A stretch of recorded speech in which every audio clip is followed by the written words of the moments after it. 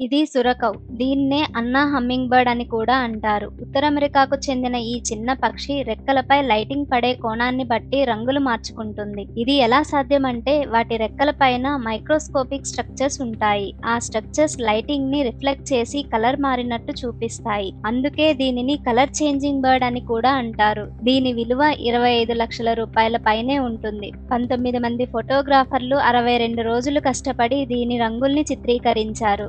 Information నచ్చినట్లయితే like చేసి support చేయండి.